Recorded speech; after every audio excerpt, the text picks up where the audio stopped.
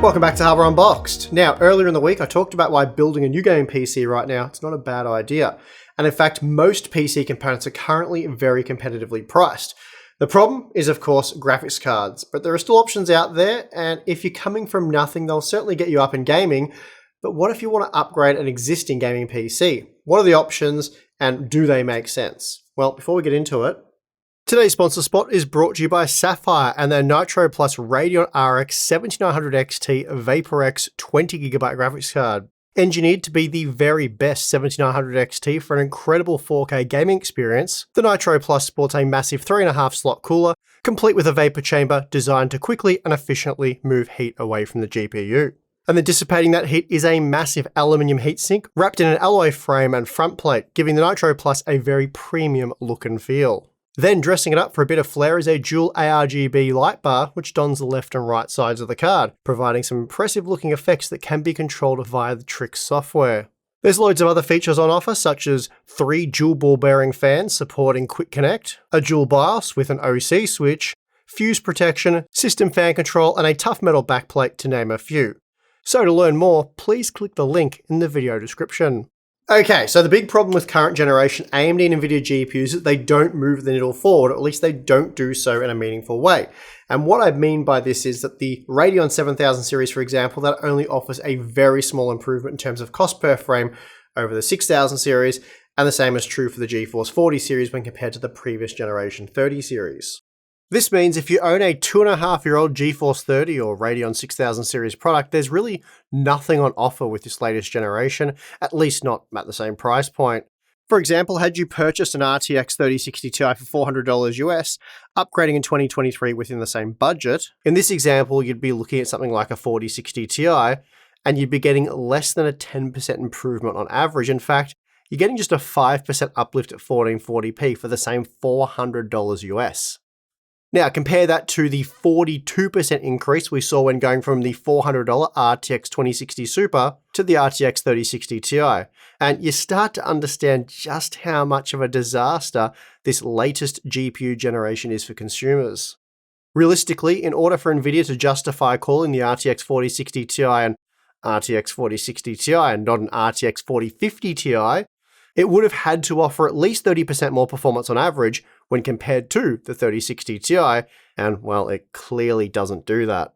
This means in order for previous generation owners to boost the performance of their potentially 2.5-year-old gaming system, they need to spend more than they did originally.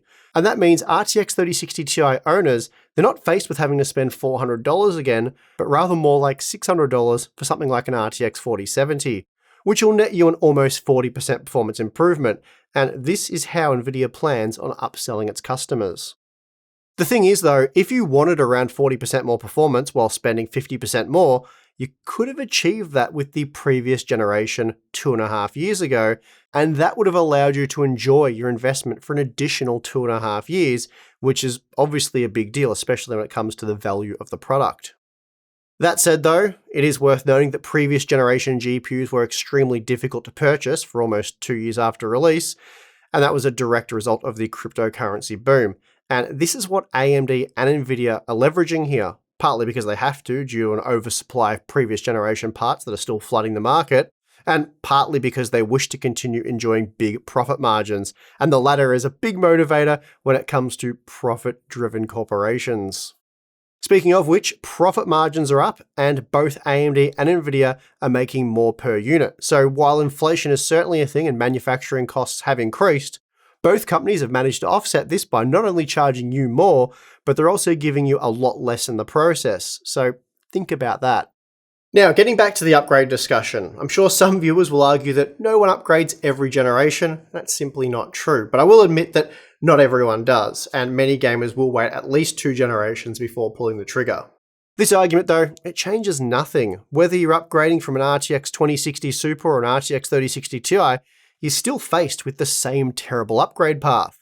Sure, the 4060 Ti is 50% faster than the 2060 Super, but after 4 years, that is a very weak uplift, especially considering it has the same 8GB of VRAM, and again, you could have acquired pretty much that performance 2.5 years ago, which would have been a much better value purchase than waiting an additional 2.5 years to end up with an RTX 4060, which is going to age like milk.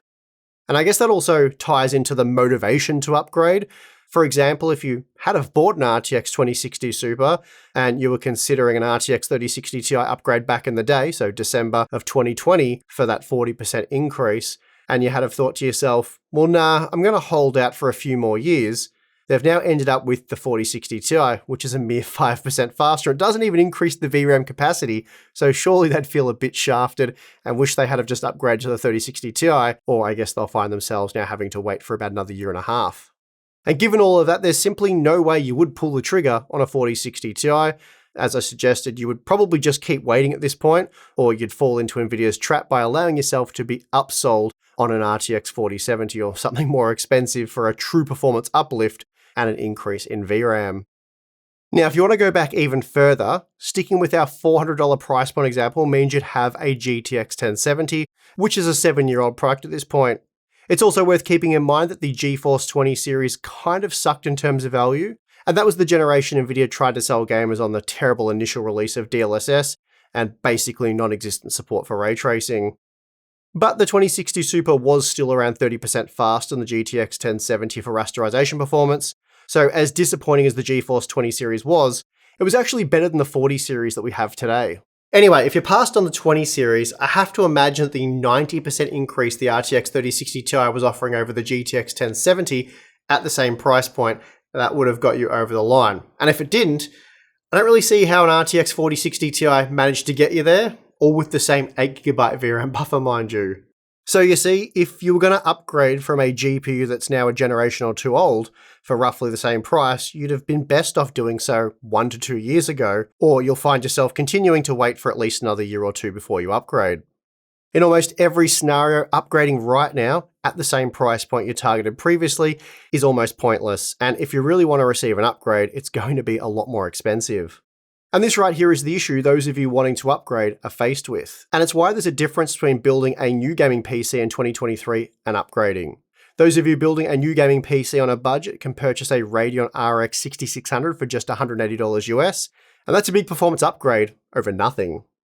The 6700 XT is also a viable option, and it's typically what we recommend for new system builders, or maybe the RTX 4060, but that's certainly more of a stretch. But those of you already armed with a gaming PC, you're likely looking or at least hoping for a 40 to 50% performance uplift for roughly the same money you spent originally. And the only GPU providing that is the RTX 4090, as it is on average 60% faster than the 3090 and 3090 Ti, while costing just 7% more than the 3090 and 20% less than the 3090 Ti, though I'm not sure how realistic that $2,000 US MSRP was. I think that was just Nvidia trying to cash in on the cryptocurrency boom. In fact, that's exactly what it was. And those previous generation flagship 3090 series parts, they were universally labeled as dumb by reviewers, as they only offered around 10% more performance than the RTX 3080 and were more than twice the price. And this is where the new pricing structure gets exposed. The RTX 4090 might be twice as fast as an RTX 3080, but it also costs twice as much. And this price to performance ratio unfortunately filters down throughout the GeForce 40 series. For example, the RTX 4080 costs 50% more than the RTX 3080 for 50% more performance, while the RTX 4070 costs 20% more than the RTX 3070 for 25% more performance. The 4060 Ti, as we've already discussed, costs the same $400 as the 3060 Ti, but you're only getting 5% more performance at 1440p.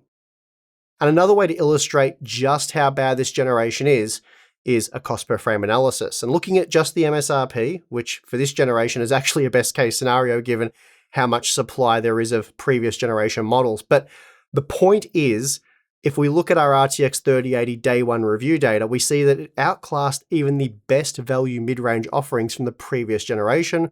And with the 3080, we were getting a better cost per frame ratio than the RX 5700 and RTX 2060 Super. The RTX 4080, on the other hand, it paints a very different picture, as it's worse value in terms of cost per frame when compared to previous generation pigs like the RTX 3070 Ti, making it much worse value than the RTX 3080. So whereas the 3080 offered a 42% reduction in cost per frame when compared to the 2080, the RTX 4080 is actually 13% more expensive per frame when compared to the 3080. So where's the incentive to upgrade? unless you're willing to spend more money than you did originally, there just isn't one, as there's no extra performance to be had. Not only that, but if you've held out for this long, you might as well just continue doing so in the hope that the Radeon 8000 and GeForce 50 series doesn't suck.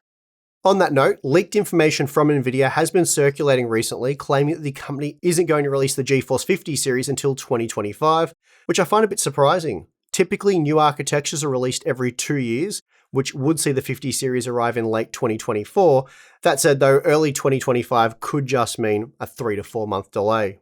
It's hard to know how accurate the leaked roadmap is, and I find it hard to believe Nvidia would risk letting AMD release their next generation Radeon GPUs first. But whatever the case, it seems like a decent strategy to hint at a 2025 release by Nvidia rather than 2024, as tech media outlets might report this as a major delay to their readers and viewers, leading them to believe that the next generation of GPUs are much further away than expected, and that could be the catalyst that causes consumers to bite the bullet and jump on a GeForce 40 series GPU now, rather than wait what currently sounds like more than a year and a half. Realistically though, we should be about a year away from next-gen GPUs, so my advice would be to hang in there, especially if that's what you've already been doing. I really don't think AMD or Nvidia can afford to repeat what's happened to this generation, at least not on the gaming front, and it'll be particularly true if AI demand softens over the next year, so fingers crossed that happens. As a side note, I've mostly focused on Nvidia hardware for this content, but that's not because we prefer GeForce GPUs or conversely because we want to give Nvidia a hard time, but it's because Nvidia has released more current generation GPUs than AMD, and their products are generally more popular. But don't get us wrong, AMD is sucking every bit as much as Nvidia for this latest generation, so there's no favorites here. We're equally disappointed with both companies. Moving past GPUs though, if you're in need of a CPU/platform upgrade, now is as good as time as any to make that upgrade. Likewise, it's also a great time to upgrade the memory or storage capacity of your PC, as DRAM and NAND flash prices have tumbled over the past year. Sadly though, unless you're heavily CPU or system limited, upgrading these components won't necessarily boost your gaming performance, which is why gamers get most excited for GPU upgrades. For now, the best thing you can do is nothing, as that will signal to AMD and Nvidia that things need to improve for the next generation of gaming hardware. Of course, if you have to upgrade, there are options, but sadly, you'll likely have to spend a bit more than you'd like to get an actual upgrade. So fingers crossed things do improve in the not too distant future. And I'll leave this one at that. If you enjoyed this video, please do give it a like, subscribe for more content, and if you'd like to become a Hardware Unboxed community member, we have Floatplane and Patreon. You can sign up to either one of those, links are in the video description. You get access to a monthly live stream with Tim and myself, Q&A stuff, behind the scenes content, and an exclusive Discord server. So there's a lot of cool stuff there. Check it out if you're interested, but if not, that is perfectly fine. And of course, I would like to thank you for watching this video. I'm your host, Steve. See you again next time.